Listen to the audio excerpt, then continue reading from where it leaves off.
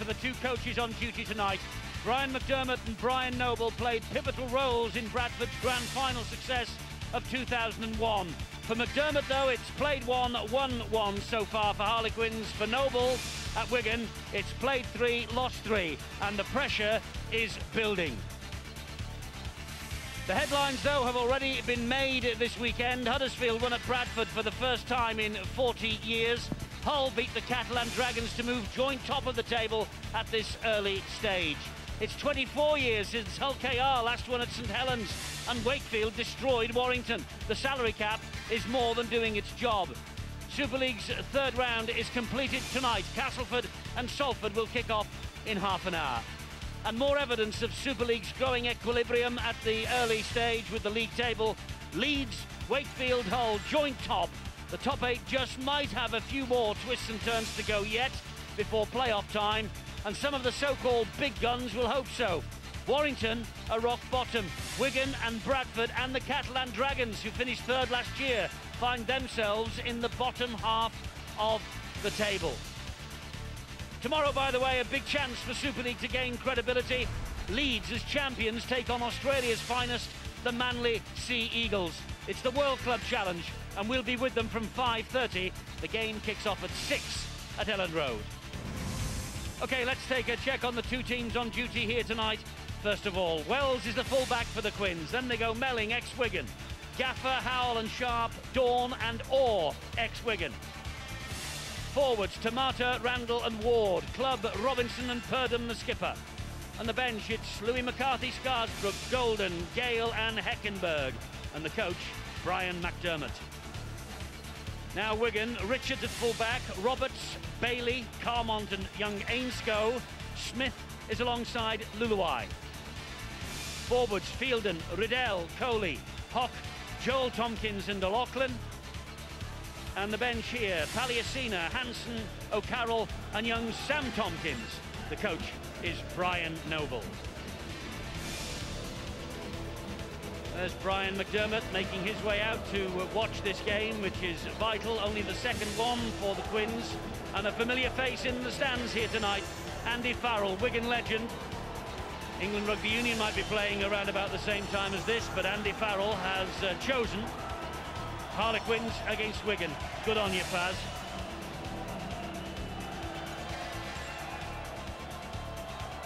Good crowd in, always is when the Wigan Warriors are in town. Harlequins, though, their supporters hoping that tonight will be the night for them. And the Wigan fans, they will be hoping exactly the same. 3 matches at the start of the season, no points, it's hardly Wigan-esque. But Brian Noble's confident that things will turn around eventually. And out comes the Warriors team, led by their captain, Sean O'Loughlin. His 200th appearance of his career. And a big following from Wigan has come down here to see them claim what they hope will be their first victory, but it will be difficult, Steve-O. It won't be easy. Brian Noble, their coach, is fully aware that Harlequins are prepared exceptionally well in the off-season. Brian McDermott made no secret of the fact that if they don't make the top 8 and the playoffs, then it will be classified as a disappointment indeed. I watched them play against Castleford in their opening game, and I must say their defence has certainly improved. And when you throw into the mix the fact that Luke Dawn, the opportunist, back out there, Brian Noble will be fully aware that this Harlequin side is capable of scoring tries. The biggest problem for the Warriors, of course, is can they get their half-back combination, Tim Smith and Thomas Luluai, working. If the forwards can lay the platform, then Wigan should produce some good football, but it will not be easy against a very tough Quins outfit tonight. Pat Richards, who has returned to the side, and his goal-kicking might be important. He gets them underway then. And, well, they won 12-8 at Castleford 2 weeks ago, did Harlequins. And they had to be content with a friendly against Manly last week as the NRL champions warmed up for Leeds tomorrow. And Harlequins here, when they had their first team on duty in the opening 40 minutes against Manly, they put up a very spirited display for Brian McDermott. And they turned round 20-0 ahead, but Manly turned it all round in the second half. Well, they brought on the big guns, did they? But surprising to see the captain out there, Rob Purdom. He's got a problem with a rib injury. There's little doubt he will be playing tonight with painkillers. But he's a tough hombre. That's a great chase by Robinson from the kick from Chad Randall that Richards fielded, and this now is young Sean Ainscough, who scored a fantastic try last week against Castleford, albeit on a losing side, but he tiptoed down the touchline. A la Martin Afire, who is here with us tonight, watching both of his former clubs, of course. Quins in a different guise. They were London Broncos when Martin was playing for them. But Wigan, they've always been cherry and white. They've always been Wigan. And Stuart Fielden has lost the ball. Well, they'll be furious, Brian Noble. The first opportunity to kick down and get a good chase. And now they're giving the Quins the opportunity to put the pressure on. 3 years ago, Stuart Fielden was man of the match in the World Club Challenge for the Bradford Bulls against the West Tigers. And he has just conceded the first penalty of the evening as well. Interference at the play of the ball. Well, the one thing about the French referee, Mr. Alibert, he doesn't like anybody messing around, and not surprisingly, the Quins have gone for the quick tap. And here they are in possession with Tamata, who is driving the ball towards those Wigan sticks. 2 feet. And Randall waits at dummy half for Harlequins. Fires the ball then to Danny Orr. Danny Orr, short ball. And Robinson was the man on the end of it. 8 years in the NRL with Roosters and the Parramatta Eels. This now is Matt Gaffer. Great ball away. I think he's hit the corner flag, though. I think Chris Melling has hit the corner flag. And the referee agrees. He hasn't even referred that upstairs to the video referee. It's a scrum down, head and feed to the Wigan Warriors. Well, he's surprised. But I think you'll see that his foot has hit the whitewash as well. Wonderful work from the touch judge. Not looking at the football, he's looking at his feet. He's got it absolutely spot on. Scrum to Wigan because the touch judge and referee agreed that Melling was in touch. You know, Eddie, in any sport, the team's confidence is affected if it continues to lose games. And for that reason, Wigan need to start this game particularly well. That's the second mistake they made inside their own half, inside the first 3 minutes of this game. It's not a positive start for the Cherry and Whites. It is not. That was Tim Smith's mistake. This is Danny Ward. This is a glorious opportunity for Harlequins here, as the ball is fired out wide and reaches Tony Clubb, who is one of the young men that Brian McDermott has got great hopes of. Luke Dawn finds Danny Orr. Danny Orr will come back this way. High-stepping run. It's only, though, as far as Joel Tompkins. It's not bad when you do a step and come back in, but you need someone coming on in the second phase. He was looking for someone to pass to there. Good work from Purdham. Yes, keeps the ball alive. And this is a chance here for the winger Sharp, but a forward pass, says Thierry Alibert. I just think that the Wigan side are a bit of a wounded animal at the moment. I think having held the Harlequin side out for a couple of sets is going to really give them some confidence, because that's what they really need, this Wigan side. They need confidence. Well, these are the mistakes. Fielden losing possession, and then you see Smith. That is just basics, letting the side down. That's been the problem so far for Brian Noble, the Wigan coach. You cannot build on anything when your star players, well-paid players as well, coming up with errors like that. Is it nerves, Martin? It's nerves. You know, they've taken a lot of criticism in recent weeks, but I think today is definitely a watershed for Wigan, because after today, I think they've got Bradford at home, got Leeds away, so I think now is the time for them to stand up and be counted. 4.5 minutes gone, and this is Riddell for Wigan. Harlequins, the last time they won their opening 2 matches of the league campaign, 1999, in the days when they were the London Broncos. Eddie, when you talk about how Wigan have changed from this year to last, that's a great example. Last year, Trent Barrett's long-kicking game was one of the better in Super League. Without him now, when they're trying to kick to gain ground, they aren't quite as effective. Both Tim Smith and Thomas Lilloy have a very good short-kicking game when they get close to opponent's line, but in attempting to gain ground, neither of them have quite mastered that facet of the game this year. 5 minutes gone, it's 0-0 here at the Twickenham Stoop. Brian Noble, who we go, oh, hang on, here is a break on here from Tony Clubb, and Tony Clubb gets the ball away to Howell, and he has dropped it. I don't think he dropped it. I think he intended to try to get the foot to the ball. He knew he couldn't get. I think Roberts just got to him. It's a great break. Yeah, he didn't drop it. He knew he just didn't have the pace. Good work from Amos Roberts. Had to be as well. It was try. all over the place there, but what about the neat little pass? Superb stuff. Little grimace from Brian McDermott as Hock offloads in almost an impossible situation. Great work, wasn't it? Tony Clubb racing through that gap. Immaculate little short pass from Chad Randall. Here's Thomas Luluai. Thomas Luluai driving up towards the halfway line. Quick play the ball. This is Riddell. Riddell taking on Randall. Great pass away round the corner to Carmont. Carmont has got Richards in support, but they made a bit of a meal of it, the two of them, and the referee will say that was a knock-on. They'll take the first one, which came from the Wigan outfit. Well, these mistakes, they just eat away at you as well, don't they? What was positive, though, for Wigan, Eddie, was the fact that Thomas Luluai was starting to take on the defence. I think he's at his best when he runs the defenders, rather than to create players for, you know, his teammates. If he can take on the defence, he's one of the most difficult small players. He's strong and he's compact and he sidesteps particularly well. If he does that, Wigan, I'm sure, can make ground. Oh, weak pass, poor pass from Harlequins, putting themselves under pressure. Ball went behind everybody then. Tony Clubb was the man who rescued the situation. Good pressure here in defence from the Wigan Warriors.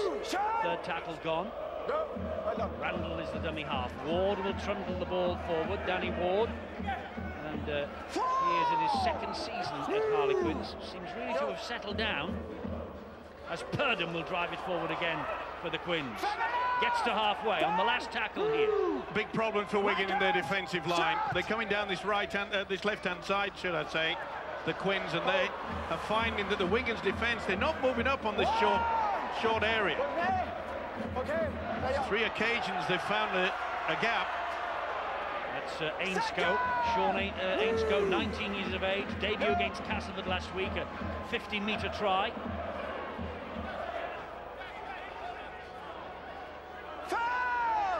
Hock goes down the challenge of 3. Lachlan gets the ball away to Joel Tompkins. Good tackle from Howell. Touch high, but went right across the chest. Tim Smith, the dummy half. Here is a drive in now from Eamon O'Carroll. And Luluai will hoist the kick. Well claimed by Chris Melling. You get the feeling that Wigan seems to have weathered the early spell from the Quins and really seems to be getting into the game now. I think if Mark Riddell can get out of dummy half and get his team going forward, this could be the day that Wigan maybe turn things around. Another penalty against Stuart Fielden, though. He was too late getting off the player, and then he had another little push at Matt Gaffer. It's just sheer frustration. Imagine what it's like for the coach, Brian Noble. This has been the pattern throughout this season. Not been the best start for the Warriors, that is for sure. You mentioned Brian Noble. He's coming to the end of his 3rd anniversary in charge of Wigan. Life is totally different with them rather than it was at his hometown Bradford. It was success all the way at Bradford. This is Wells. John Wells, good scampering run from dummy half from the Harlequins winger. Another example of this Wigan defence on their right-hand side. They're just all at sea, they're hanging back. Purdom infield, it goes to Tamata. Tamata is pulled to the ground by Eamon O'Carroll. Randall's the dummy half. He finds Luke Dawn. Dawn's in great form, finds Purdom short. Oh, and Purdom offloaded. Picked up well by Amos Roberts. 2 occasions he's come to the rescue of the Cherry and Whites. Well, it'll be of concern to Brian McDermott, the Quins coach, because they've applied the pressure. They've had plenty of opportunities to score. But look at that table, it's 0-0. 10 minutes gone, and this is Luluai. Gives it to Gareth Hock. Hock being forced back by ferocious Harlequins defence. Until Poliasina comes on the field, Eddie, for Wigan, Hock's the major danger that they provide when he carries the ball forward. And it looks as though Quins have decided to test Tim Smith in defence for this game. Mike's talked about the number of times they come to the left-hand side. That's because where Tim Smith is defending, they're going to really ask so many questions of him to make the right decisions and make the right tackles. Great run here from the young winger, Will Sharp. and he's still going. The ball is lost though, and it's a knock on. Well, that's a shame, because it was a wonderful effort there by Sharp, and he knows it just overcooked it slightly. Never any chance. It was good work, wasn't it, by Gareth Hogg? Put the shoulder right into him. He'll be disappointed with that. He'll be pleased. Stuart, back 10 meters with me. More. Okay. This is amazing. Just lost control of it, did the young winger. Talent, though. Wigan scrum just 10 metres inside their own half of the field. Never in 5 years at Bradford did Brian Noble lose 3 in a row, yet it's happened in each of his 4 seasons at Wigan. In fact, when he arrived in April 2006, he won the first 1, then lost 6 in a row, 5 in Super League and 1 in the Challenge Cup, but he kept them in the Super League, which was the important task that he had that year. This is Tim Smith. Tim Smith to Riddell, and Riddell gives it then to Joel Tompkins. Much better from Wigan. It was a beautiful offload from the centre, Phil Bailey. The first real opportunity to apply some quick action. Hands. Good quick hands. This is Carmont, fed by O'Loughlin. Here is Ainscough, and Ainscough will go in for the first try. That's a magnificent try from the youngster. He's only 19. He went on the 2008 Academy Tour to Australia. He learnt his trade early in his career and his life at the Wigan St Jude's Amateur Club. They still produce great players in that part of the world, and Sean Ainscough is the latest. Made his debut last week and got a great try, and he's just edged Wigan ahead here in London against Harlequins. Put it down to the wonderful break on the right-hand side. Phil Bailey got the winger away, and once they slung it across out wide, beautiful stuff by Carman. Not the best by Melling. Melling was caught in 2 minds. He should have stayed right outside in front of the winger. Watch him just dip in. Can't do that. Watch him dip. Hang on, you're supposed to be out there. It had to be finished. That was a good in and out by Ainscough. Very, very talented indeed. He is indeed, Sean Ainscough, and Brian Noble believes he'll be playing quite a bit of first-team rugby league this year in the Super League. He's made a wonderful start to life in the first team. 2 tries, and Martin, you would have admired that. Absolutely. I know that Melling didn't get caught ball watching, but it was a great finish by Ainscough there. He could have went inside, but he just showed to go inside, went outside, a natural winger. I thought when Wigan let Mark Calder go, they were without a franchise winger in their team, the likes of Boston and Henderson Gill. But I think this lad could be the next Wigan sensation on the wing. Big wrap from Martin Afire for the 19-year-old, and that was the difference between Wigan's victory and defeat last week, the goal kicking. Pat Richards has returned, and he's popped that one over from the sideline, and Wigan lead here by 6 points to 0. Left, right, right. Cheers. Well, Melling, he wanted to get involved with Carmont, and there you can see it's only a step, it's a split second, but Ainscough in and out. Look at that. Hesitation by John Wells. That was a tremendous try. Great try, wonderful kick from Richards, who appears to enjoy playing at the Twickenham Stoop. He kicked 9 goals from 9 attempts on this particular ground last year. It's all about taking your chances, Eddie. And Harlequins had 3 or 4 opportunities. They didn't get over the whitewash, didn't score any points, but the first real attempt by the Warriors, and they've come up with the 6 points. They can't put Fielden down here. They still can't put Fielden down. He's looking to offload, but there wasn't anybody then giving him any assistance in the Wigan jersey. Well, they just stood watching. Gareth Hogg tries to bump and go, but he's brought down. Quick play the ball. This is Riddell. Riddell is halted on the last tackle. Luluai waits. Here it comes to Tim Smith. Up goes the high kick out wide. A tester here. And that flicked off Amos Roberts. It will be the turnover, because it was on the last. Not a bad option Test for Will Sharp, wasn't it? Certainly was. Amos Roberts, he went for it anyway, but just went a little bit early. Okay. Yeah. Amazing. You scored a try, builds in the confidence. Different look there. Something that we haven't seen already this year was Mark Riddell running from dummy half, testing the Quins' defence. You've got to ask the question. This is Will Sharp for Harlequins. Wait. Go. Hold on.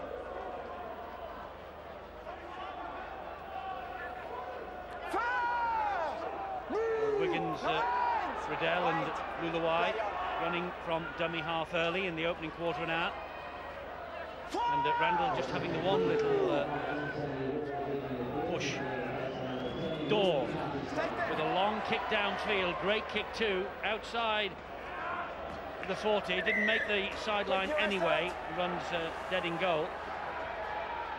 He probably wanted it to go into touch, but as you can see, they've got their full line up on that 30-metre line. Palesina is about to enter the fray. So often last year, the big fella Palesina came on, just changed the game around for Wigan on so many occasions. He's out there now. You know, you talk about Brian Noble, Eddie, in regards to that, you know, his old glory at Bradford. Let's not forget that, you know, in the last 2 seasons, he was only 80 minutes away from a grand final on both occasions. Absolutely, he got them to the playoffs. Last 2 years. They did have Trent Barrett playing for them last year. Let's not forget that. This is Palesina. Last tackle here for Wigan. Riddell dummy half. Finds a lock in. Up it goes. Again, another tester here for Will Sharp. Oh, he claimed it well, the youngster. Oops, and takes a bit of a risk. He found David Howell, but that could have gone anywhere. Sometimes you can be a little bit overconfident. Took it well, it's Sharp, and obviously Brian Noble feels that Mr. Sharp is a bit of a weak link. That's the second occasion. They put him under the high bomb. This is Louis McCarthy Scarsbrook. Sharp watching the touchline as Melling takes it forward again for the Quins. Good work by O'Loughlin there.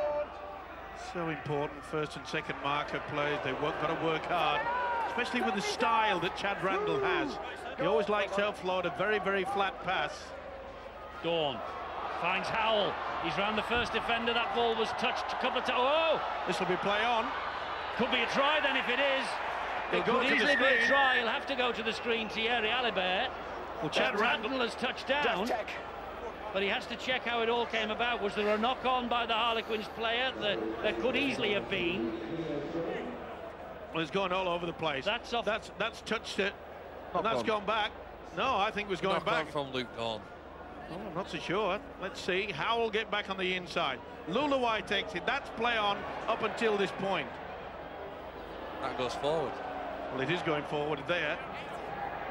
It should be wiped off. Tompkins gets a hand to it. Good work from Howell back on the inside. Lulawai definitely touches that.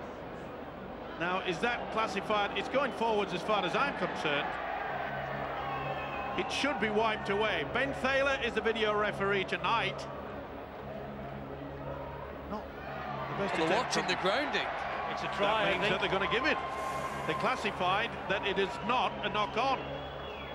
Well, any youngster watching out there, take notice of the fact that Randall continued on, didn't stop. He went on, made sure put on. This could be a TOI. This will be amazing. Ben Thaler's the video referee, and he has given the try. He has ruled that it was not a knock-on by Luke Dawn, that the ball went backwards. Chad Randall gets the try, and Harlequins are right back in the match. Well, there's no way the ball went backwards. Well, I'm with you, Phil. It certainly looked as though Dawn was reaching for it, and the momentum going through. And we often talk by the Wigan man. That's going backwards. This is the one. Well, look at the picture. Look at the seats there. Yeah, but it's classified this momentum rule. You could have said, if he said that Luke Dawn was going to catch it before it hit the ground, I could maybe understand that argument, Eddie. But he has ruled that that ball went backwards off Luke Dawn. That's the way he has ruled. Without a doubt, Ben Thaler is the man. Just because he says it so doesn't make it so. The ball definitely went forward. It's a missed conversion by Danny Orr, but Harlequins are on the board. It's 6-4 to the Wigan Warriors. Well, an enormous stroke of luck. It's all about opinions, Martin, these days. Video referees and referees in the middle. Opinions. It's all about opinions, but and we've all got one. It's definitely forward. As we see here, he takes the pass, and the ball's behind him, but it definitely goes forward. You mean it was in flight going forward, even though it was behind the player, yeah? Absolutely. Ben Thaler ruled that it was not a knock-on, and that's why Harlequins have the try. 6-4 Wigan, coming up to the midway point of this first half. It's been interesting, to say the least, so far. I haven't had opportunity to mention the momentum rule, but... Well, that wasn't anything to do with momentum, apparently. It's going backwards, you said. I'll ask Mr. Ben Thaler. You know, you just seen the two impact players collide there. Paliasina for Wigan attempted to make the tackle on McCarthy Scars, but for the Quins. Those are the guys who've been sent on, really, to change the game and put some momentum behind their sides. Different style of players, different physiques. Who's going to make the difference? Great run from Randall. He's found Wells. Roberts, I beg your pardon, Richards stands his ground. Quick play the ball Harlequins want. They get it with Dawn. Here is Danny Orr. They go wide. If they flush it wide, they will score. They'll score anyway with Gaffer. Matt Gaffer is in for Harlequins. The game's turned upside down for Wigan in the last 2 minutes. There's nothing to dispute about that try. Matt Gaffer, 2 in 2 minutes. Randall first with a slightly questionable one, but nothing questionable about that. Matt Gaffer over the line, and he gets the try. He missed the last 13 rounds of 2008, but he's back with a bang this year. Like we mentioned earlier, you take your opportunity. Danny Orr with the long pass, and I'm afraid that Wigan defence just held back. Did not anticipate it. Danny Orr couldn't believe it. There was no one near him. You could see how Carmont, who should be opposite Matt Gaffer, he'd gone AWOL. He'd gone completely the wrong area, the wrong angle, and Matt Gaffer could not believe it. What a strange game rugby league can be.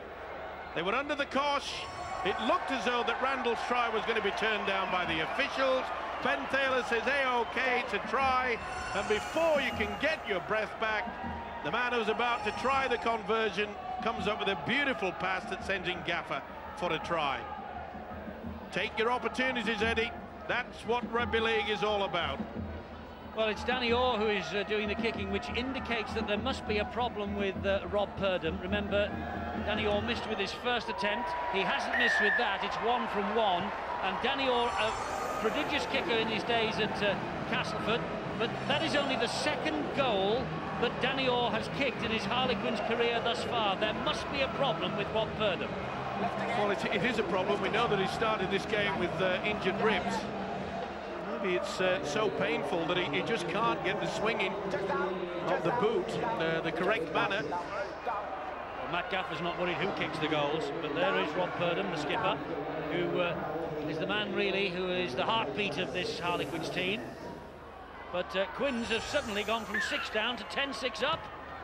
And the biggest problem for Brian Noble is, as we mentioned, the inability to get their defensive line as a unit.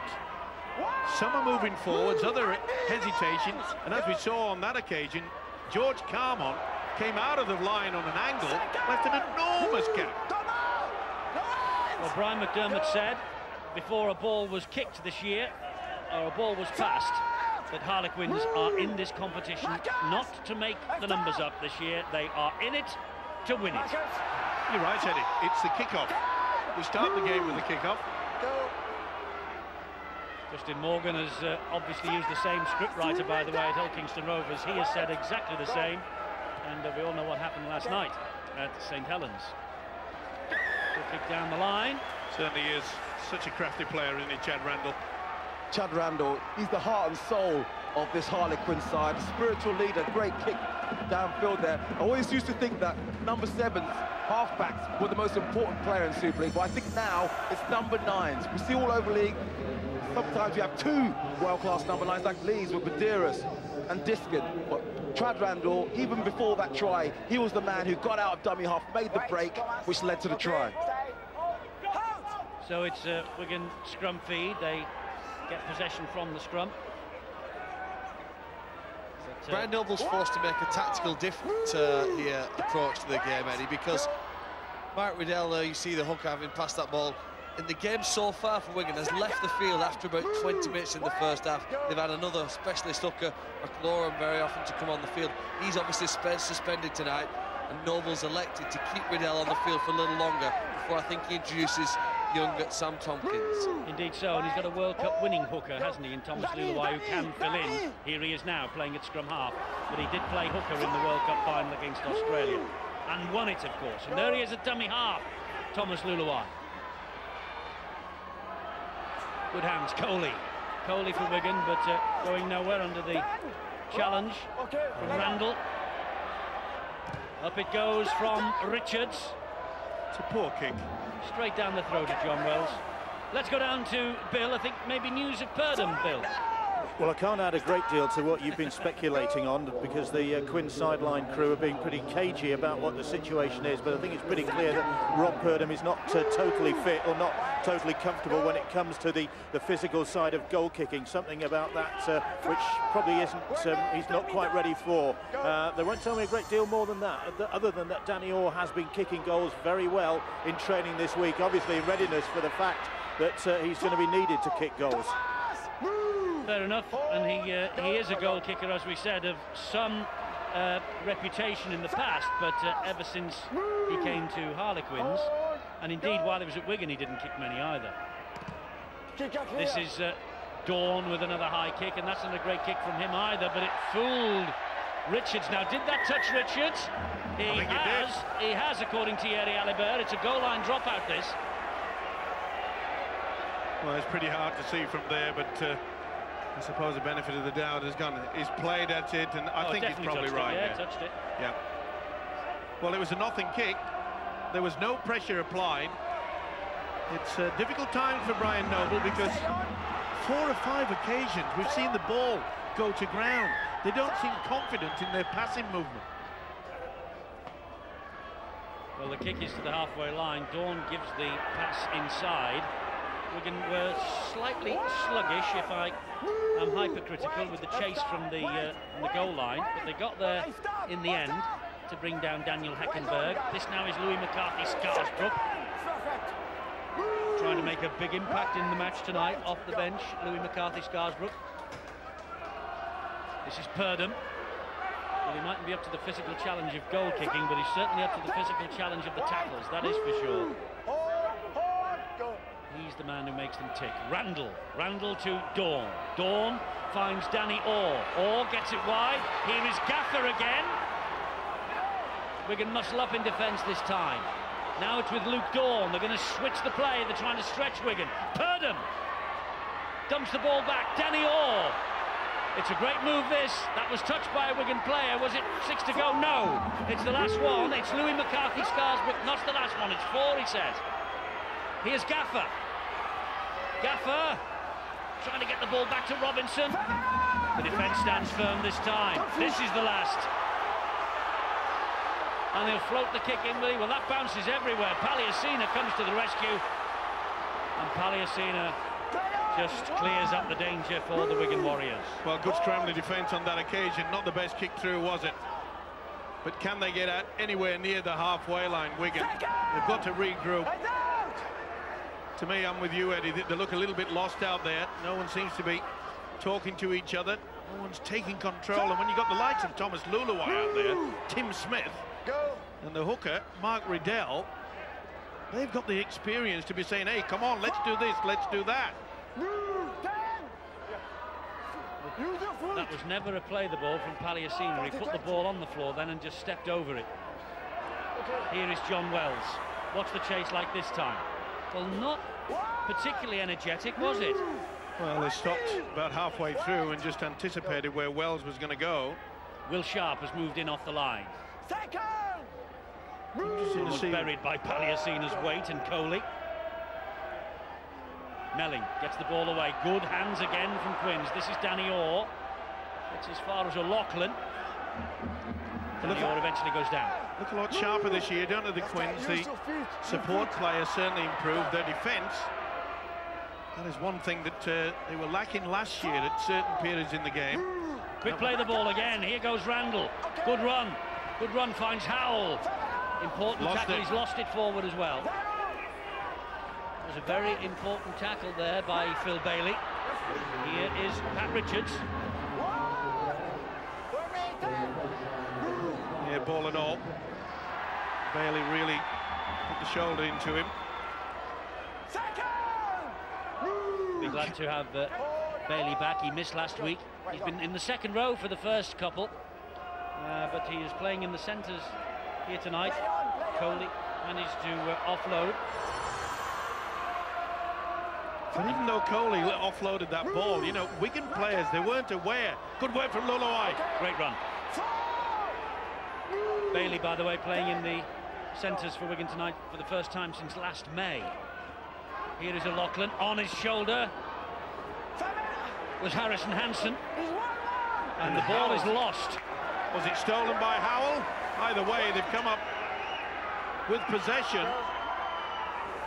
Randall to Wells for Harlequins. That was a golden opportunity that Wigan needed. Good contest though, isn't it? It certainly is. Very even indeed. End-to-end stuff. Here is Purdom. He went on the World Cup tour, of course, did Rob Purdom. Was a great tourist as well, by the way.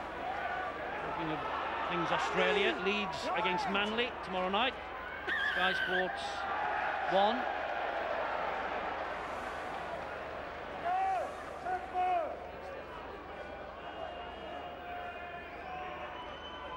Just a little bit slow in the marker position. Well, they've seen a not standing square. All came about by the ability for the Quins to play the ball quickly. That's another thing that I've noticed this year, Martin, that the Quins seem to be a lot more energetic when they want to get up and play the ball quickly.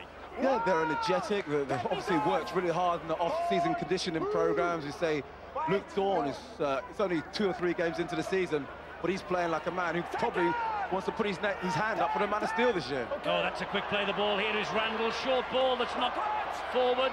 And, well, that's going to be the first knock-on he will play, surely. I think it's going to give Wigan their head and feet. Well, his signal indicated that. Oh, he has given Wigan head and feet here. Oh, it bounced off the Quins man. If that's definitely not a knock-on, he's given that as a knock-on. Yeah, Danny Orr got the fingertips to it. It collided with the dummy runner, didn't it? And then we get the knock-on. Just a little bit too fancy with this delayed pass. No foot. Stay behind. Well, there's Mr. Alibert saying no push. I think, was it no push or was it front foot? One, move, run, go. I think he was telling Harlequins not to push in the pack. Second, and out. Hold, go. It's Luluai, and here is Richards. Third, move. Now this is where Wigan can consolidate. They can apply the pressure, try to get a second set of 6. Not with an aimless high bomb, but to put it into the corner, the in-goal area. And it might just be a coincidence, but Wigan do look more dangerous in the last few minutes now that Thomas Luluai's in around behind the play of the ball and starting to run in that low to the ground manner that he has. Play on. Well claimed by Chris Melling, the high kick from Tim Smith. To be fair, they allowed him a lot of ground to get to the 22-metre mark. Here's Will Sharp again. A real chance to make a name for himself this year, Will Sharp. He's 7 tries in just 15 appearances in 2008. I like the fact that the youngster goes looking for work. It's always nice to see a winger who won't just sit on the whitewash throughout the game. Well, interesting here, just looking down beneath us, and Rob Purdom has left the field for Harlequins. This is Louis McCarthy Scarsbrook. I think it's Jason Golden who has come on for him. There's Purdom. Golden comes on for his debut for the Quins. Dab down the line. High bounce. Richards deals with it. Good chase. Field position, such an important facet. Luke Dawn reads the game well, pushed it into the corner, made sure that it was going to be awkward for the fullback Richards. And when you've got defence like this, it's difficult for the Cherry and Whites to get any momentum forward. Hogg manages to offload the ball. That's George Carmont, isn't it? Yes. He will play it. Good effort from Sam Tompkins, and gets the penalty.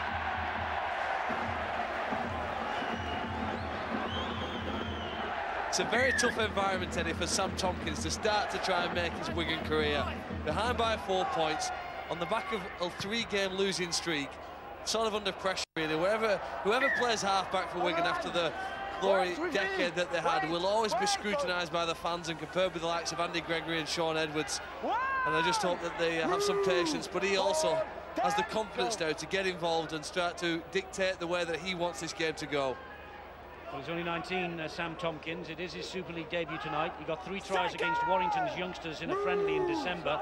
5 tries on his debut against Whitehaven in the Challenge Cup last year. He is obviously a very big talent.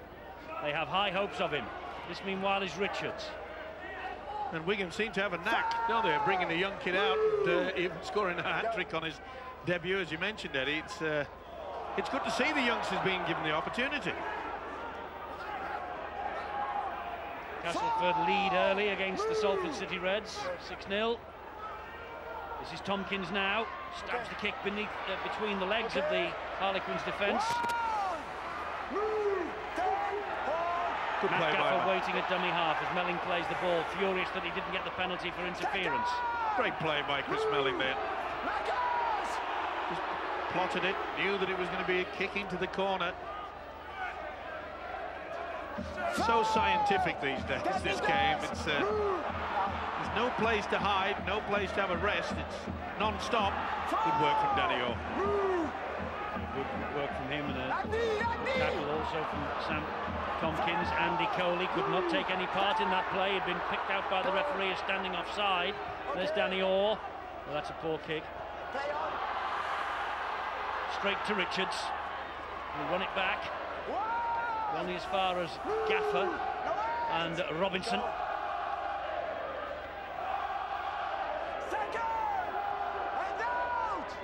Amos Roberts plays the ball here to Luluai. He finds O'Loughlin. O'Loughlin, Andy Farrell's brother-in-law, isn't he? And watched tonight by the elder statesman in the stands, as we saw earlier. Not the best pass. Fielding couldn't get to it. Let's play on. Yes, play on, says the referee. Here's Will Sharp. Gets the ball away. John Wells.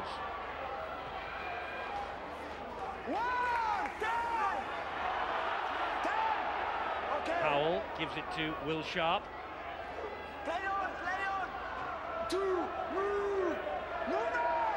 Difference between the two sides at the moment is the fact that... Penalty. Yeah, messing around. No doubt about it, Gareth all over him. But the difference between the two sides, as far as I'm concerned, is that Harlequins are finding it quite easy to get over the advantage line. Quick play the ball, they're catching this Wigan defence out. Whereas Wigan, they just seem a little bit sluggish, man. Yeah, they're sluggish, but two of the most important things in rugby league, possession and field position, and Wigan are struggling on both of those. The minute they get down there, before they can mount some pressure, the Quins are back down here. They're allowing them too much easy yardage. They need to man up, get up there, some aggressive defence and attack this side, or this game could be gone. I was wondering before the match whether Harlequins might just suffer from a little bit of lack of match practice. Remember the game against Bradford, which was brought forward to accommodate the Manly fixture. That was postponed here because of the Siberian winter that we suffered. So this is only their second match of the season. And this is Howell. Howell, he's trying to offload there in an impossible situation. And is it a Wigan knock-on?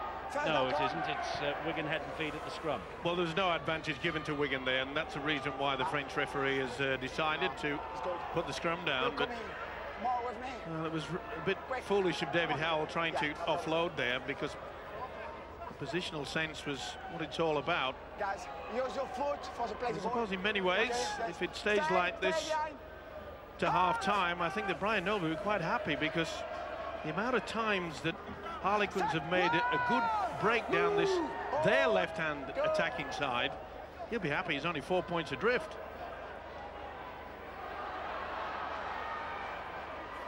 George Carmont driving it forward again for Wigan as we enter the last minute of this first half. Harlequins ahead 10-6.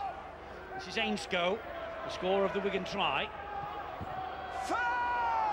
had to do a forward roll there, and needed to as well, because his head was dangerously trapped on the deck. Hock was looking to offload. And it came off the foot of O'Loughlin, so he's allowed to carry on. That's the last tackle here. Tim Smith will dink it down the line. Wells is after it. Smith is the man leading the chase on John Wells.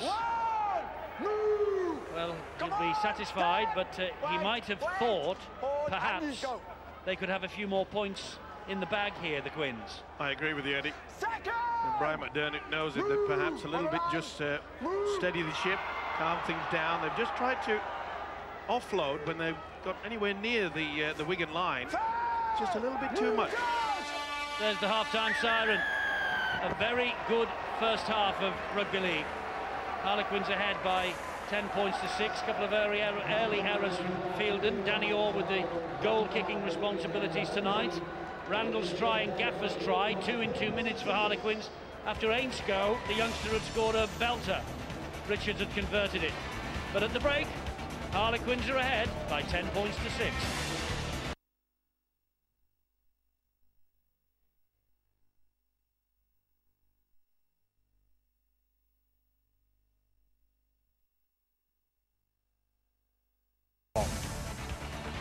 Now here we are on Sky Sports 2, and in high definition this match is available to you on channel 409. Harlequins are ahead by 10 points to 6, and it has been a high quality match as well. We're going to head 6-0 courtesy of the Sean Ainscough try. Then Harlequins, they got a, well, what might be described as a dubious decision from the video referee, and then kicked on and scored a second try within 2 minutes, and that turned the game in their favour. Brian Noble, he knows better than anybody the expectations, purely and simply because he is coaching a club that is called Wigan.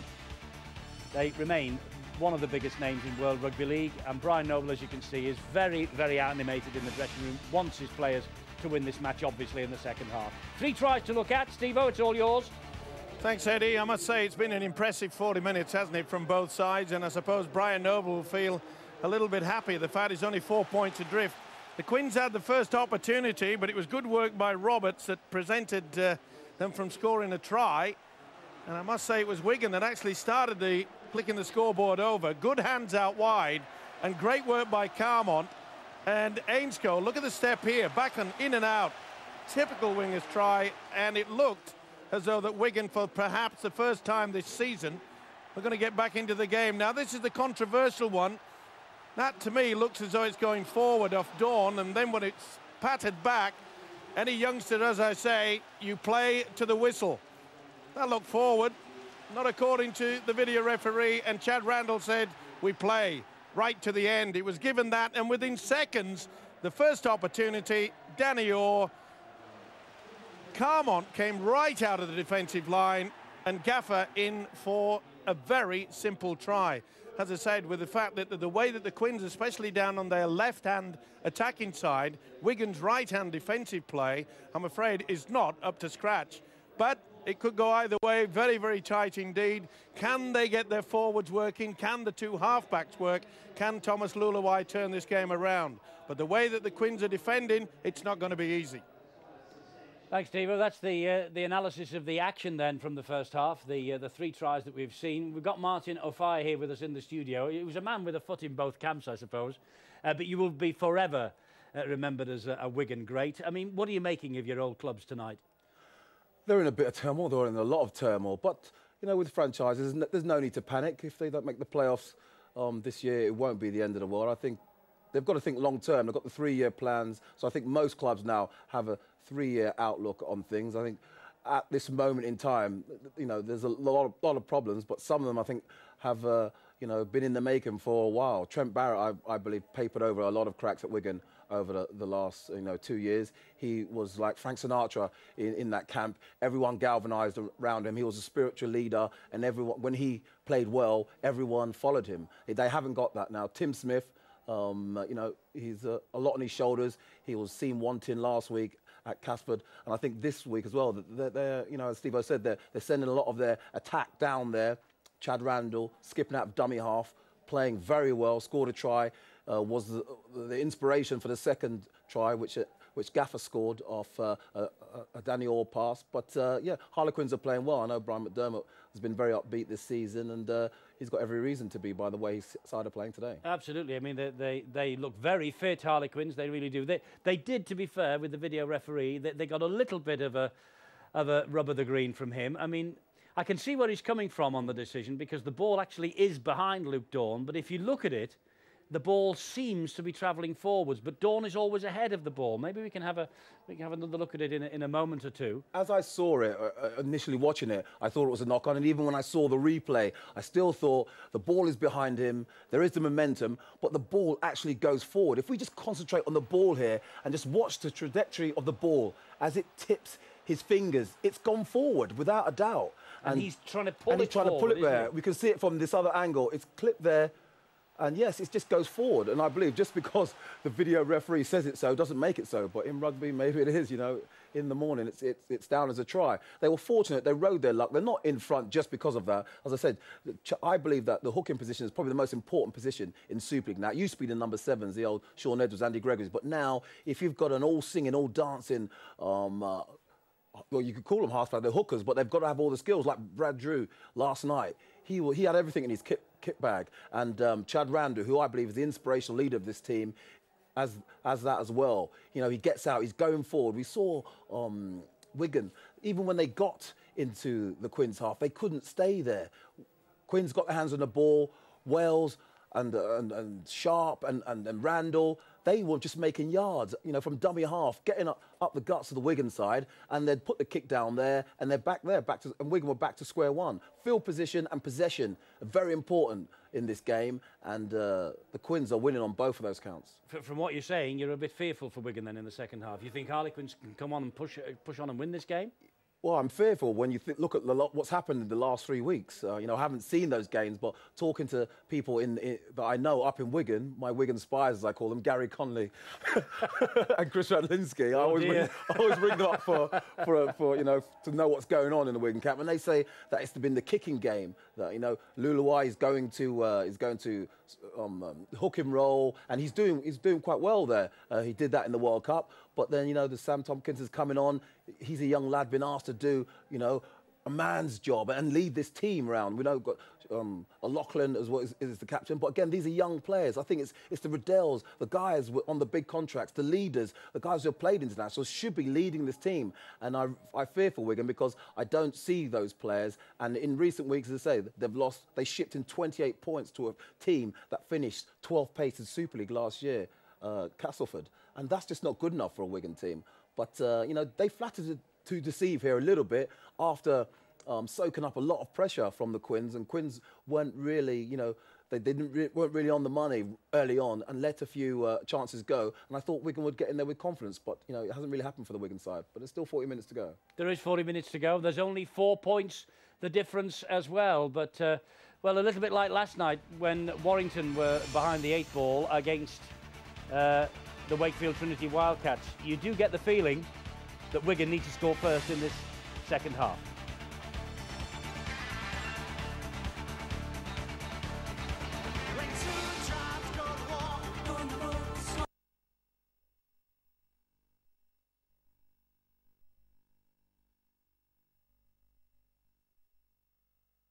Can they retain the World Club Challenge?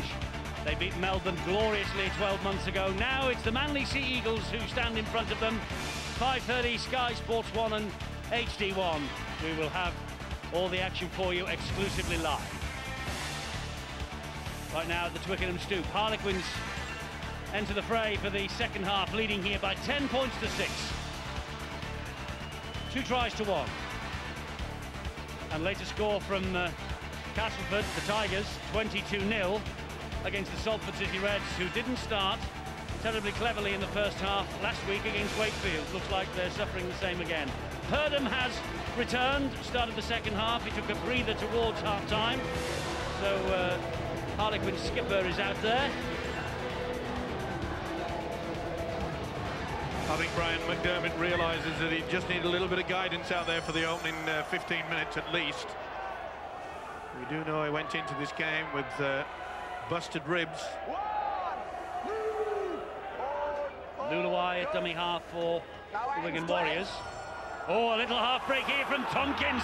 This is what this fella can do so well. He gets the ball away to Ainscough. Ainscough, oh, brilliantly over the shoulder to Carmont. Carmont all the way to the line. Fantastic Wigan try right at the start of this second half. Fashioned by the youngsters, scored by Carmont. Ainscough and young Sam Tompkins produced that. Carmont, 28 seconds of the restart. Wigan are level. A tremendous try, and Brian McDermott did not see that in the script for the second half. George Carmont with the try, the Samoan international in the dream team last year, the only Wigan star in it, but he will give full credit to these two youngsters. Beautiful dummy through. You could see there that the prop forward, Danny Ward, he didn't have the pace. He took the gamble, did Ainscough, back on the inside. Carmont supported, dips the shoulder, squeezes through. Give the youngsters a go, not the best. They put two on, they forgot about sweeping someone to take for the inside pass. Full credit to Carmont. You take a gamble sometimes. Well, maybe that's levelled the ledger in regards to the first half try that was somewhat dubious as we were concerned, and this could put Wigan. It's put them level, and put the X. Richards has not managed to convert. 10 apiece. Put the X on the kicker there. But what about the break from the young fella? Fantastic break. That's what some of the senior players should be doing. You've just got to go out there. You're under pressure. Have no fear. Play without fear. And that's what that young Sean Ainscough did there. He played without fear. He did, and also did Sam Tompkins. 19 years of age, both of them. Fantastic talent. It always will not come off for them, obviously. But as Steve-O says, you take the gamble and you have a go. Still 28-0. Well, it's 28-0 now after 25 minutes at the Jungle. Castleford over Salford. Here, 10 apiece. Remember that game at the Jungle kicked off at 6 o'clock, a little bit later than us here. You'll be able to pick up that result on Sky Sports News later tonight. You can also check out the website, of course, skysports.com. The result will be there for you. I don't think there'll be many Salford supporters at the moment clicking the web or looking at Sky Sports News, but well, there will be plenty from Castleford, and you'll be able to see the tries from this weekend with Martin on Sky Sports News at about 9:30. That's right after the World Club Challenge, which hopefully Martin will be talking about a British win. Let's hope so. Here. Well spotted by the referee, Alibert. That it was reefed away from the hands. They're giving them good field position, and the confidence must be high. And I agree with Martin, you know, some of these stars out there in the cherry and white, they've got to start lifting the game and doing what those two youngsters have done. That's a good run from Hock. That was Luluai. Here is Fielden. Wigan suddenly have got the sniff of something. Start of this second half. Luluai again. Ward is all over him, brings him down. Coley is the man now at dummy half, underneath the Quinn sticks. Goes back and a bit low to Tim Smith. That was O'Loughlin. That was Richards. This is Bailey! And Bailey! Is he over the line? He is over the line. He's on the line. The try's given by Thierry Alibert. Oh, he looked short there, but he got it to it. It was great hands, wasn't it? So quick, out onto that right-hand side. Just caught the Quins' defence napping. Well, Steve-O's about 70 metres away, and Thierry Alibert was about 1.5 metres away, and that's why the try was given. He was convinced. Phil Bailey hit the whitewash, and the game has turned right at the start of this second half in favour of the Warriors. And fully deserved. Good hands there. Beautiful stuff. They had the numbers. Wells did everything he could, went for ball and all. And the first impact, to me, looked short. And then it just rolled onto it. He's in a great position. Thierry Alibert. They had the numbers. And this is the reason why Brian McDermott, the Quins coach, will be a little bit upset. On the first impact, when it in, this is what it means to the fans. They've had very little to cheer about this season. But the big fella from the full-back position has put Wigan in front yet again. We saw an animated Brian Noble at half-time, Eddie. It seems as though it's been one of the most effective talks he's ever delivered to his side, because what an impressive start to the second half. Harlequins are paying here the fact we saw the breaks, 8-1 in favour of the Quins in the first half, but they did not convert enough of those chances to give them the lead that they deserved. And now Wigan have a 4-point lead. Talking of converting, he has missed 2 conversions. Now then. Was it a double movement? I thought it had gone short first off. And that should have been a penalty to Quins. Boy, oh boy. I think you could be right there, Steve-O. Sometimes I do get them right. Tony, stay on. Well, you called it, to be fair to you, but well, don't look so shocked and stunned. Yeah. Well, Phil Bailey gets the try, but Richards misses the conversion. Well, he was in a very good position. Do you know what? How surprising for the referee. After what happened in the first half, you'd have thought perhaps you give yourself that second viewing and go to the video referee. Nobody seems to mind it. Everyone appreciates that there was potentially doubt where they hit the line. Why on 2 occasions he's refused to go to the video ref? In fact, sorry, he did in the first half and probably didn't like the verdict he got. Well, as we say, there's a wonderful habit, our game, of squaring up the ledger. In the first half, I talked about the lack of field position and possession that the Wigan team were having. In the second half, they seem to have turned things around. With a little bit of sprinkling of luck, maybe they've turned the corner and Wigan are on the up.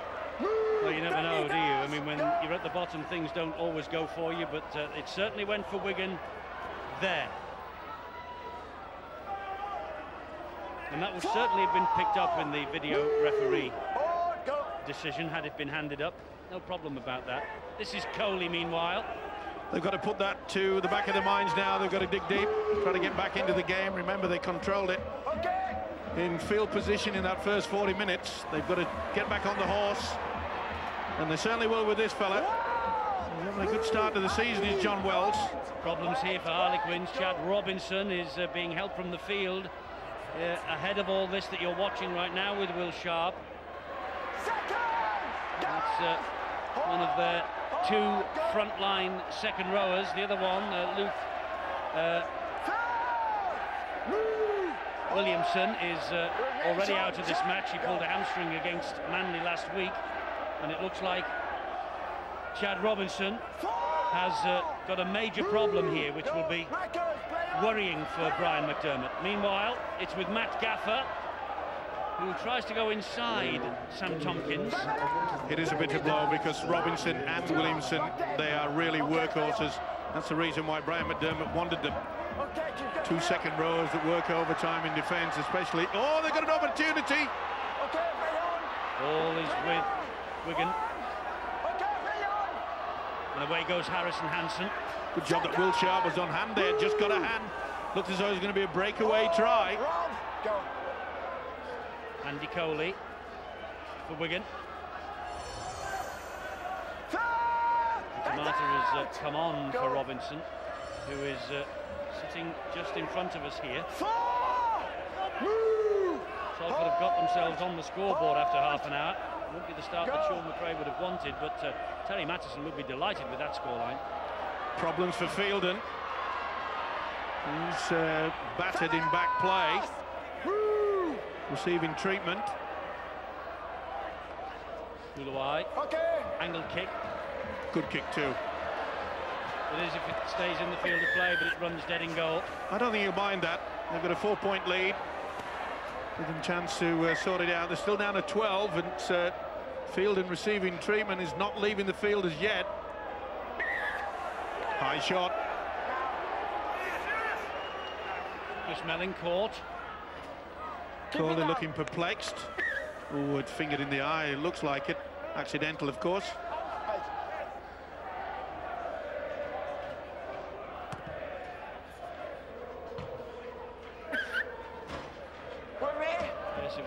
accidental, but he got a prod in the eye. There's no doubt about that. Here is Ward. Great defence. They've up the tempo in that department. They needed to. Danny Orr and Matt Gaffer. Thought about the little flick pass to Melling. Thought better of it. Melling at dummy half then. Orr. Infield it goes to Tomato. Dawn's been a bit quiet in this match for Harlequins. He was so impressive. Here he is now on the ball, but he was so impressive last week, specifically the first half against the Manly Sea Eagles. Also during that first 40 against the Australian side, they utilise the kick a lot more than they have done so far in this game. Here he is again, Dawn, short pass. Danny Orr. John Wells wanted the kick to the in-goal area, has gone for it as well. Wigan come up with possession courtesy of Lulawai. The posts are wobbling. Good job that he just got back there in time. Called for the kick, came it. Nice little chip over towards the posts. Ooh, dodgy stuff on your own line. Very dodgy. Hock gets the ball away. Well, do you think they were only 5 metres away from the Quins goal line? Carmont will play the ball. Big hit. Good hit. Tony Clubb. Good spell of pressure here from Harlequins in defence. This is O'Loughlin. 40 metres away from their own line. Lulawai. Richards with a deep kick downfield. A stand up for John Wells. Much better chase as well. Good tackle by the youngster. There is the problem that Chad Robinson has. Oh, where's this ball going? It's all over the shop. Harlequins have it back because, according to Thierry Halibert, the ball went backwards. Henry plays the other one. Yes, he does. Oh, good to play the ball. Purdom.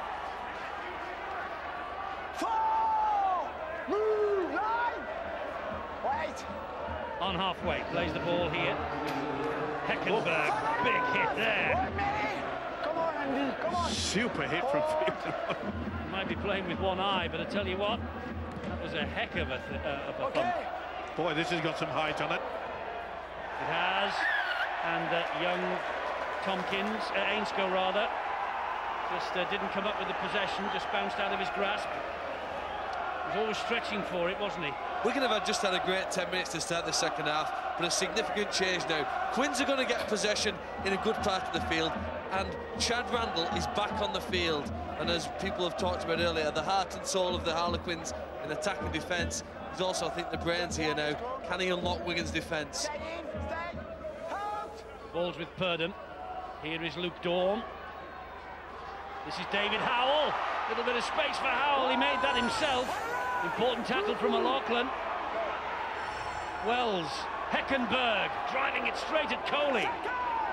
Fieldon stood his ground as well, the two prop forwards. There's Randall directing operations. Flicks the ball, Danny Ward gets the ball away to Randall. Went backwards, says the referee. Play on. That's Luke Gale. Randall is waiting at dummy half.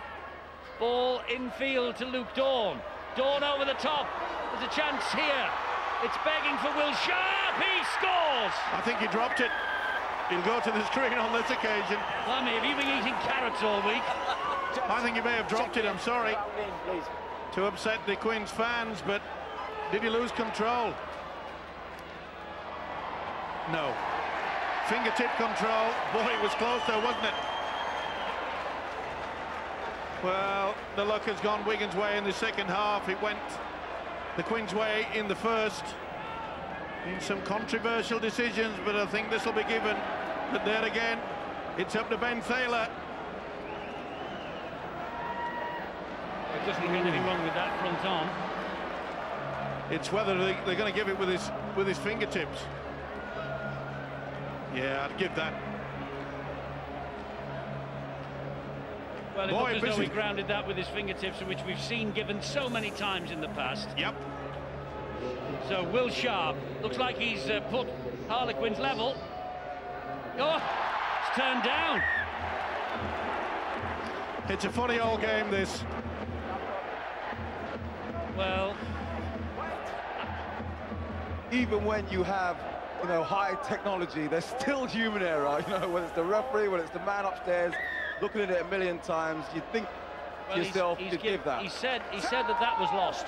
But how many have we seen given in the past? And to be fair, I called it as lost first time I saw it at full pace, but I think the more we saw it in slow motion, the more convinced we were he'd got it down. But the man who is the one who matters, the video referee Ben Taylor, he was not convinced. So Wigan, well, the gods are shining on them, and here is Richards. He's not through Wells, though. There's one guy that will not be convinced, and that's Brian McDermott. He'll feel that there's been 2 tries, and they've come up with an error again. A dab down the line, but Will Sharp did well. He stood his ground under immense pressure. Let's get some news on Chad Robinson. Bill? Yeah, he got a smack directly on the left knee, and it's really painful for him, and he's sitting with his left knee heavily iced. They're going to give him 10 minutes to see whether the pain will subside. Doesn't seem to be much sign of that at the moment. Neither is it subsiding for Jason Golden, because he's out of... There's Robinson, but just behind him you could see Jason Golden, who is already ruled out for the rest of this game. He's had very little involvement in actual fact, but he's suffered a calf injury, and he won't be coming back for the Quins. Well, that's a real blow for Jason Golden, the former Wakefield man, in the close season. This was his debut for Harlequins tonight in the Super League, and it looks like it's over before it almost began. Half-time at the Jungle, 28-6. You could admire the way the confidence that Wigan are playing, and in their own quarter, they probably offloaded more than what they have in an attacking position. It's Ainscough. It's going to be tough for the Quins now. The problems for Brian McDermott, their coach, with the interchange. Fielden dumped to the ground by Danny Ward. Luluai picks it up one-handedly and gives it to Carmont. Carmont then to Gareth Hock. Standing start from Hock. Bumps Purdom off once. Tries to bump him off again. And that's well picked. I think, has he given a knock on here against Heckenberg? Yes, he has. Wasn't Heckenberg facing his own post? No. No. Well spotted.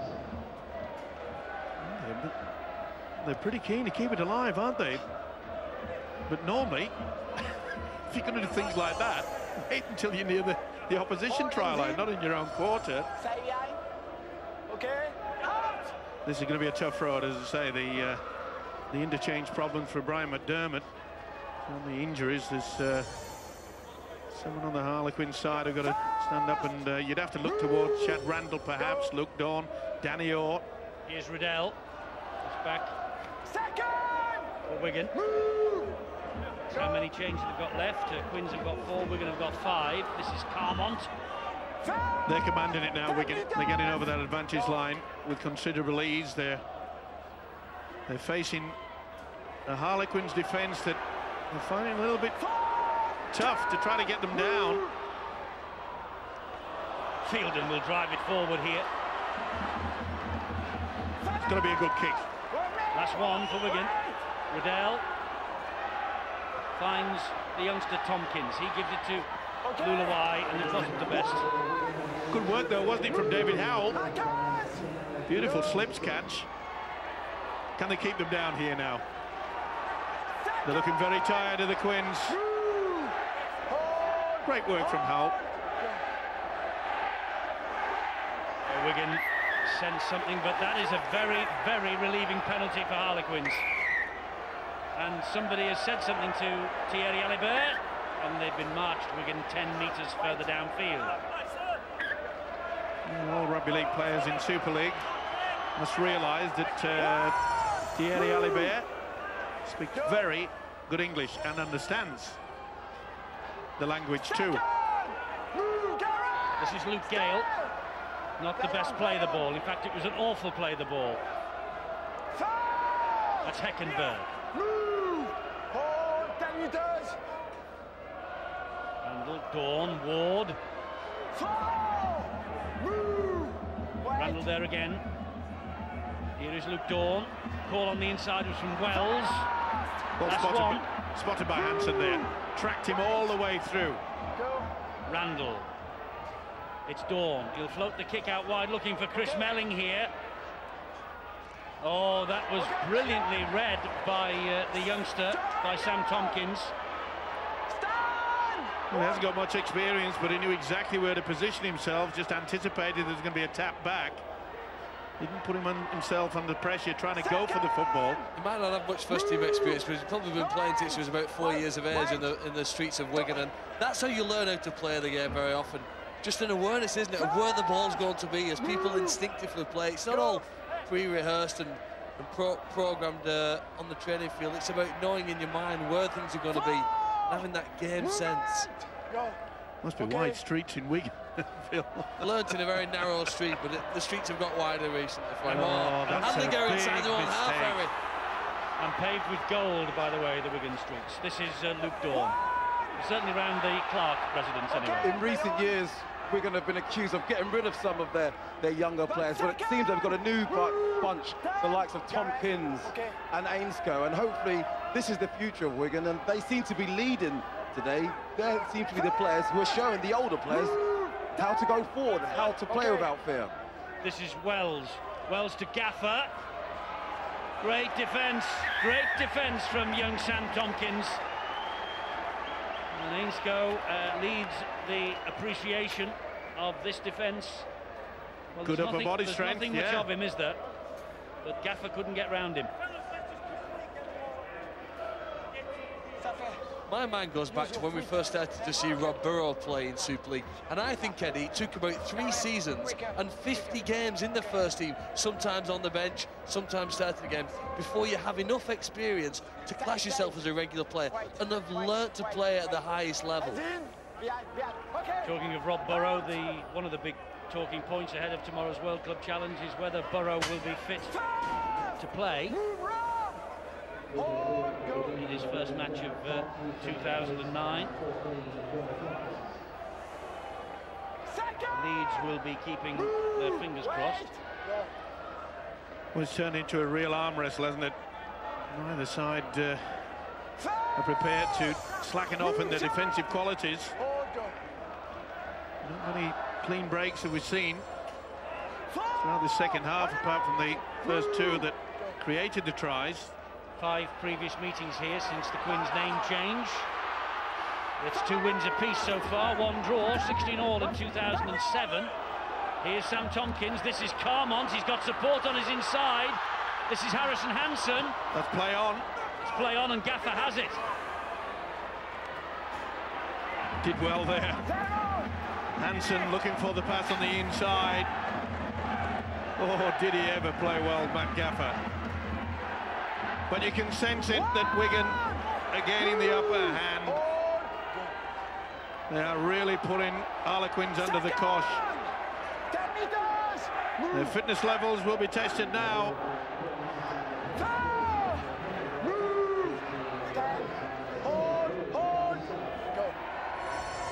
Harlequins will come forward with Danny Ward. Louis McCarthy-Scarsbrook returns for Harlequins. He's certainly their go-forward man. I think the game has reached that point where you think whichever team scores next will probably be the team that will go on. This is a 40-20. That's a 40-20 for Harlequins. Great work by Randall. We said he could be the difference between the 2 sides. Sorry, Martin, but that was tremendous play. Super stuff. Great 40-20 by Chad Randall. I said he's a modern-day hooker. He could be a half-back, he could be a 7, he could be a 6, he could be a 9. They've got all the skills, as I said earlier, just similar to Brad Drew. They've got everything in their kit locker, and he's driving this side forward. And I think, as I said earlier, I think whichever team scores next will probably be the team that will go on and win this game. And for Quins, with their injury problems, it's very important that Brian McDermott uses what he has very wisely. Well, this is an opportunity for them, Purdom to Luke Dawn. And Luke Dawn just to open the door. That's David Howell. Plays the ball again to Purdom. Here is John Wells. Good defence from Wigan. Palliasina. Oh, Harrison Hansen could have been penalised for a flop there. This is Gale, here is Louis McCarthy, Scarsbrook, and he's got the ball down, he has, and Harlequins are level. The 40-20 from Randall, absolutely priceless. Brian McDermott on his way down to the sideline, 14 apiece here at the Twickenham stoop, and McDermott reckons this game maybe is there for the winning. McCarthy, Scarsbrook just on, a brilliant substitution by the Harlequins coach, a brilliant execution of the 40-20 from Chad Randall, and Louis McCarthy, Scarsbrook, sub against Castleford, also against Manley last week, a try in his England debut against Wales last October, but this could be priceless. Certainly is Randall from the dummy half position.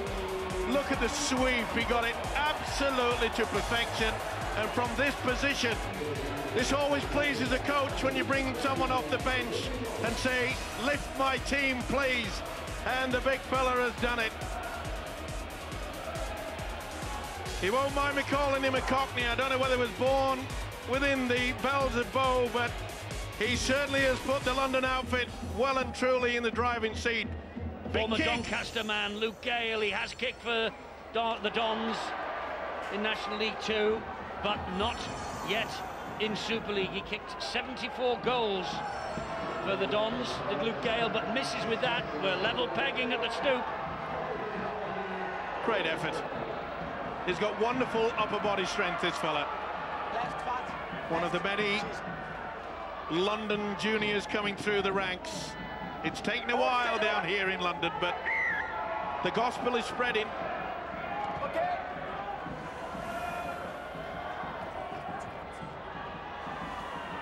Here he comes again, the young man from East London, Louis McCarthy, Scarsbrook. This is Randall again. 14 all, and 14 minutes left to play. Well, Martin said that he believed the team that scored next would win it. You standing by that? I was definitely stood by to kick the goal, I tell you that. So you want to bet on both Quins and Wigan? You want both horses in this race? Definitely. 2 each way bets in the 2-horse race. Not bad, is it? 14 all. You can't lose. Neither of them are at the moment. High kick here from Dawn. That's not good, though. And Richards is able to pouch that easily. We're in for a big finish. It's no coincidence that Quinn's fortunes have changed the moment that Chad Randall stepped back on the pitch and drove them forward. Mentioned before, 2007, it was 16 apiece here in the third meeting between these two sides that season. I can tell you that the bookmakers had this absolutely flat as a pancake as well. They couldn't really pick a winner. It was up to the punters to do that. At the moment, it's 14 all. I think Quins were marginal favourites, and that was probably because they're playing at home. But the game is certainly to be won in the last 13 minutes here.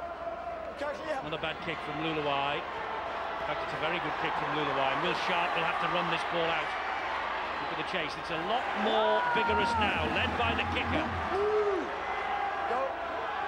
They've certainly upped the tempo in defence. They really are working hard, Wigan. It'll be pleasing their coach, Brian Noble. Okay, they allowed McCarthy Scarsbrook to squeeze over, but it was sheer strength that got him in that position.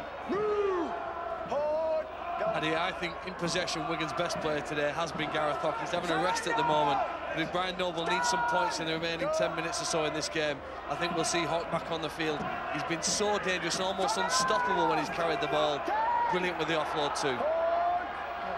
As you say that, Phil, Andy Coley emerges. Oh, that's a lovely little kick.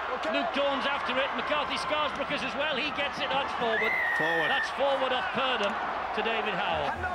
He took the gamble. He knew he had to. They had no one outside there. You can see that Demis Roberts had come in. The pitch beat Luke Dawn then, didn't it? The home surface ruined it for him. He just tried it, didn't it? Roberts was nowhere to be seen. It would have been an easy passage right down that left-hand side. 12 minutes and counting, 14 all. I have yet to hear a call for a one-pointer. Well, you've just made it, so I'll join you. Well, Wigan won't be even thinking about that where they are at this moment. Oh, and they won't be thinking about it at all now because Hansen has lost the ball forward.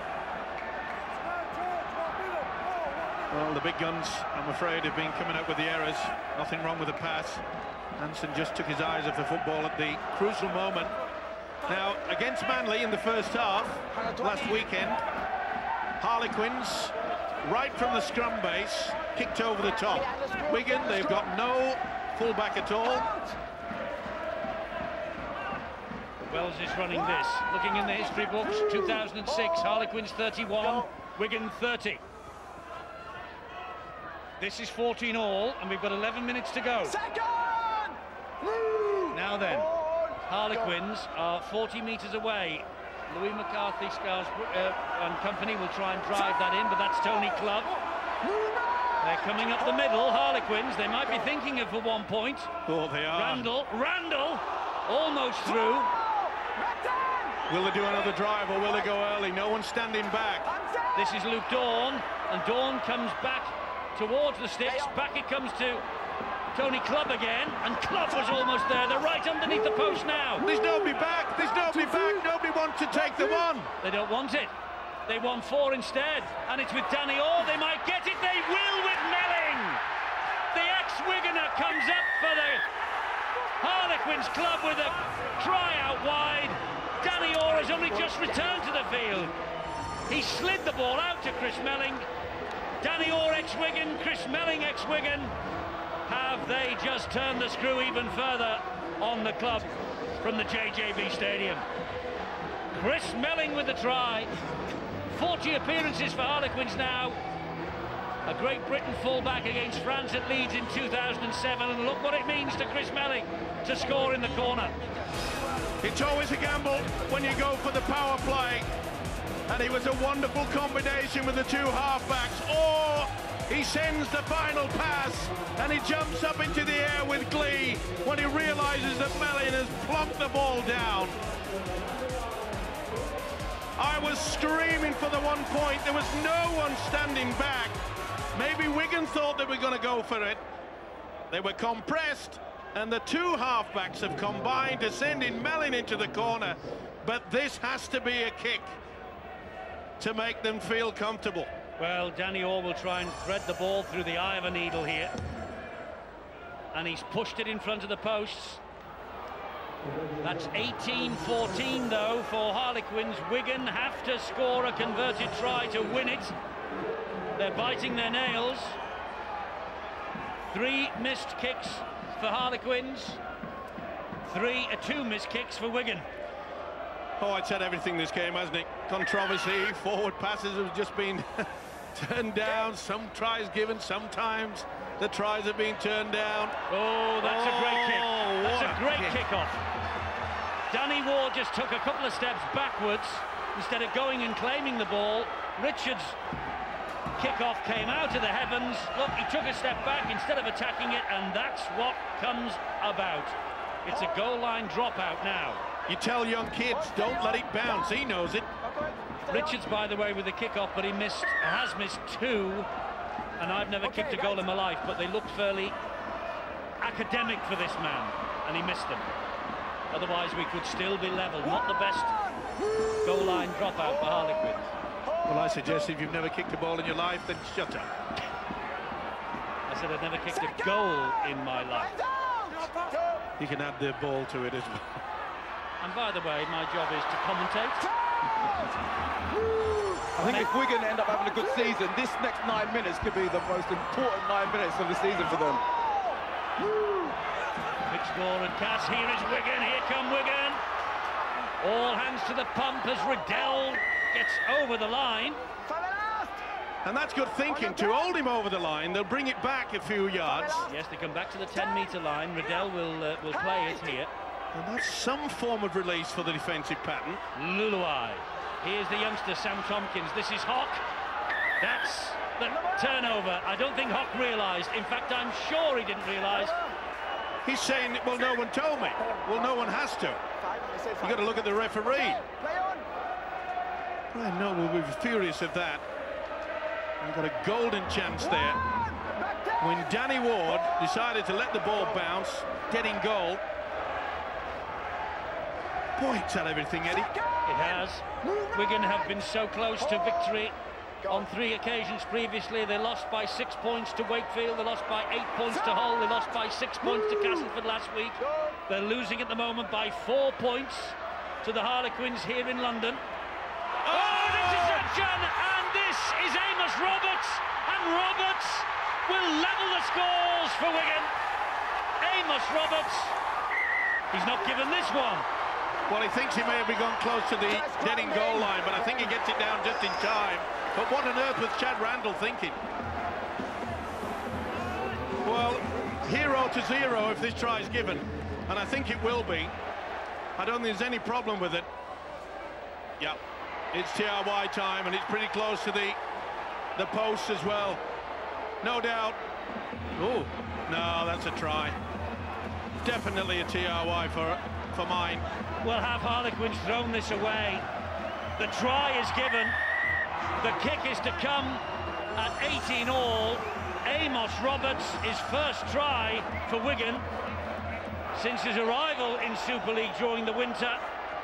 He's a prodigious scorer in the NRL, but I don't think many of the 106 that he scored will be more important than this. Randall has been the hero all night. Yep, but not anymore if they finish up losing it. Why on earth? I made the point so many times. Wigan were doing this in their own quarter, and a man with so much experience as Chad Randall, and this, well, the look on the face says it all. He cannot believe that a man of so much experience has done that. He virtually run 20 metres, did Randall, to offer him a gift. Now, Pat Richards has missed a couple of easy kicks in this match so far. This is critical. He's not missed this one. 20 points to 18. Wigan get their noses in front, but it ain't over yet.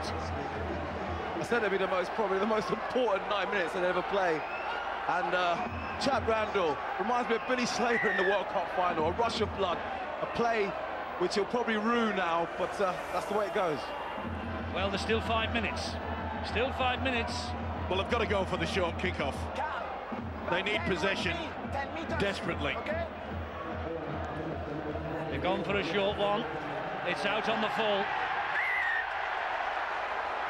Oh, dearie me. Danny Orr, he can't believe it. Experience again. Well, Danny Orr produced the pass for the try for Chris Melling. He's just kicked it out on the full. They're just wobbling a little bit, Harlequins, aren't they? And can Wigan hang on to this now? 4 minutes to go. Well, Brian Noble will be getting the message out. Nothing fancy. We don't have to pass the ball, and neither did the Quins. And I just cannot believe that it was Chad Randall that has done that. Well, they are going to is Joel Tompkins. It's at this time, you know, the Quins will be trying anything, and you put yourself in a position where you try to reef the ball away, and you could give away a penalty. Well, this will be safety first from Wigan, I would imagine. Yep. Here is Luluai. Now it's O'Loughlin. O'Loughlin will take this tackle. That's the third. Here is Riddell. This is the youngster, Sam Tompkins. He's impressed with this kid. Riddell again. Riddell, Luluai. All down by Tony Clubb. Last one. Last one. Ups. There's going to be six to go. 6 to go, and it's with Sam Tompkins again. That could be the game. That could be it. This is O'Loughlin, stabs it to the in-goal area. Ainscough! I think Ainscough has scored. Well, we'll see. It's another decision. Ainscough believes he has. He's confident. Ainscough believes he has scored the try, which will wrap this game up. He's onside. Well, did they realise that they'd got another set of 6? Perhaps not. He's onside, all right. Has he got it down? That's the main thing. Yeah, that's a try. That'll seal it. Wigan have come up with their first win of the season. He cannot turn that down, Ben Thaler. Okay. There's been some dubious decisions, but as far as I'm concerned, that wraps it all up. Well, it's the youngster, Sean Ainscough, 19 years of age, whose try has probably given Wigan their first success of 2009 and lifted an enormous load off the shoulders of Brian Noble. Sean Ainscough, he'll savour this moment for a long, long time. He sure will, and let's not forget he was the man that started the scoreboard clicking over in that first half. It was beautiful play, the pass from Carmont allowed him. I'm not so sure that they realised that O'Loughlin perhaps thought that didn't have the next 6. You'd have thought that it was a say, hey, come on, all we're going to do is lock this game up. But they went for broke and they came up, and this is what it means to the fans. They've waited a long, long time. And boy, a few wrinkles on the brow of Brian Noble may just disappear slightly. 5 tries to 4. Richards now to try and add the extras, which would be purely academic, because it's 24-18 and we're just about on the final siren. Richards really misses with another. 24-18. 6 points the difference. We just need to find out now how long is left for play. The Buck and Dusty are a little bit disappointed. A minute and a quarter. It's got to be, Martin, up the jumper time for Wigan here. No messing about. Oh, without a doubt. No wide passes. Just promote the football, get it down there, kick it and chase. And get a bit of cramp as well, and just take your time. You forget about cramp. When you've been on a 3-game losing streak and you can see a victory on the horizon, you can see them, everyone jumping in there. Riddell getting a halfback, Sam Tompkins. I think the young lads, Ainscough, they've been fearless. They've ridden the back of these young lads, and they've got a bit of good fortune from the Chad Randall pass. A bit of blood to the head, but you know, they're in there and they're going to win the game. You need a bit of luck in sport sometimes, and you know, Wigan got it and they're riding. Well, that's a great kick. That is the kick of a veteran from Sam Tompkins, just to wind the clock down. What a match he's had since he's come on, Sam Tompkins. It's head and feet to Harlequins, but look at the clock. They've got 20 seconds remaining. And as I say, that is a young man of 19, but he has got a head of a 29-year-old. Absolutely. We could be looking at a new Sean Long, a new Sean Edwards. Welcome to Super League, Sam Tompkins. Had a great game. Stamped himself on the scene along with Sean Ainscough on the wing there. Two tries. Look at them covering across. They really want this win, Wigan. And they're going to get it now because Richards has picked up the little chip over the top that Harlequins had to employ. And there's a little bit of the old stager on Richards. He just took his time getting to his feet there. There's the final siren. Wigan have won it. Wigan have won it.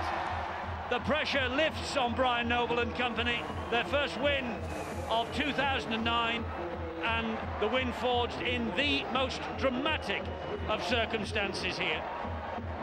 An interception try wide from a Chad Randall pass, or attempted pass wide. Over they went, and then in the end, the youngster Sean Ainscough coming up with a killer try in the corner. Relief for Wigan, Martin. Absolute relief. Chad Randall, we talked about him all game. In the first half, he led things. The team followed him in the second half when he wasn't on the field. Wigan began to get back in this game. Sam Tompkins, Sean Ainscough, they were leading this Wigan side. It was a bit funny. In years gone by, you look at Wigan senior players doing this job, but today it was the young lads who did it, and they got a bit of luck. Chad Randall, no, he wished he never threw that pass, but he did, and Wigan rode their luck, and they sailed this ship home. And for Harlequins, huge disappointment, but for Wigan, well, Brian Noble will be excused a little smile tonight. He's talking now to Bill. Brian off the mark, and that must be a big relief. Yes, it's a relief. You know, it wasn't quite as pressurised as most people were saying. It was just headlines at the start of the year. And to come here, because they're a good team, the Harlequins, it was another big ask. They're very sturdy. They don't give you much ball. We weren't helping ourselves in the first half. We only had one set at their end of the field. Thought we started the second half, gave us a real good chance, and you know, we finished the game strong with it. Because there was pressure on the players. I'm really delighted for them, because some of the things that's been said about them is unfair. Were you laying down the law at half-time? Because it was certainly a revved-up start to the second half. I don't know about laying down the law. I just think we needed a little bit more urgency without panic. You know, we needed to find our front. The Harlequins weren't going to let us play, so we had to find a way to play ourselves. And you know, you've got to take your hats off to the players. They did that. You've got to take your hats off to the younger generation, because, as you say, I mean, the pressure has been on, and the expectation's always there, and they've come up with the goods. Yes, they have. You know, and young Sean has still got lots of parts of his game. He played well last week, and he keeps his place. And Sam Tompkins has shown that he's going to be a good player. You know, I've never been frightened to use young players, but the onus is on them to perform, and both of those two people have. You're off the mark. A long way to go yet, as you've already made clear. Nothing's won at this stage of the season. No, and that's, you know, there's been an element of patience that plays its part. You know, they won't get the trophies out for a long while yet, and you know, we're still not playing the way we'd like to play, but there was a lot of pressure and anxiety in relation to our performance tonight. You know, and the way that we wanted to play. We'll have to improve. We'll have to be a lot better against Bradford next week. Thanks, Brian. Well, the man of the match was one of those young men, Sean Ainscough. There you go, Sean. Congratulations on that. I mean, what's the feeling like? Because you've been desperate to get this first win. You've got it, and it's never easy here. No, it was great. We did good. Well, it was our game at first, but then we all stuck together. We had an hour week training. We've all got stuck in. It's been an hour week, and it's paid off today. Was it a bit nervy tonight, do you think? Yeah, it was. In changing rooms, we all got in, spoke, we say that, get in here and like we have to get out and do our best and that. So it went well, and it turned out a result for us. Must be a relief to get the first points of the season. Yeah, it's great. It's a great feeling. Hopefully we'll kick off and get better, more wins now and do fine. Well done tonight on a man of the match performance. Thanks. Sean's here as well, Sean Tompkins, and Brian Noble's saying that Brian Noble's saying that you know, the younger generation have done the team proud. What's the pressure been like? Well, it's not been too bad, you know.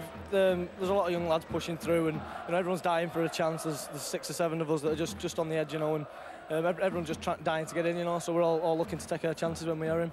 What was the mood before tonight's game, knowing that, you know, you still needed to get off the mark? It was sort of like, you know, we've got to win. We've not started like we wanted to, but you know, it's up to us to turn that round. I think tonight we've started that. You've got to take your hat off to marvellous support as well. That must be great for you when you come here, because this is always a tricky game. Yeah, brilliant. Every game, you know what they're like, home and away. You know, they're really behind us, and they're, you know, they've got the squad number 18. And that's what they are. They're the extra player. You enjoying it? Yeah, loving it. Well done. Thanks, Sam. Cheers. Sam Tompkins, Sean Ainscough. Are they old enough to drink the champagne? Let me just check. Yes, they're 19 years of age. They legally can have a drink on the way home tonight, and it is very well deserved. Wigan are breathing a sigh of relief tonight. 24 points to 18. They have won this. They've been in a real battle from start to finish. And Steve-O, well done, the youngsters. Yeah, they needed something special, and it certainly came about by, you know, this young fella, Sam Tompkins, through the dummy, went all the way through, but I thought Ainscough was superb. The try he scored in the first half, it was a wonderful, wonderful finish. And then when Karma went through, he thought, uh-oh, looks like maybe the Quins are tiring. And within seconds, they'd had another try added to it, but very fortunate indeed. Why the referee did not go to the video referee, he was short. We saw that out of the way. Good defence, sharp, just couldn't get it down, but it could have been given. It has been a very controversial match, but I must say, a tremendous game. And what about this fella, Chad Randall? Played his heart out, came up with a 40-20, combination of the two halfbacks, and then McCarthy Scarsbrook. And it looked as though they had it. Or out wide, Melling. They were celebrating, they were dancing in the stands until this moment. What on earth went through his mind? He must have run 15 metres to give it to this fella. And Amos Roberts, what a crucial first try for the club.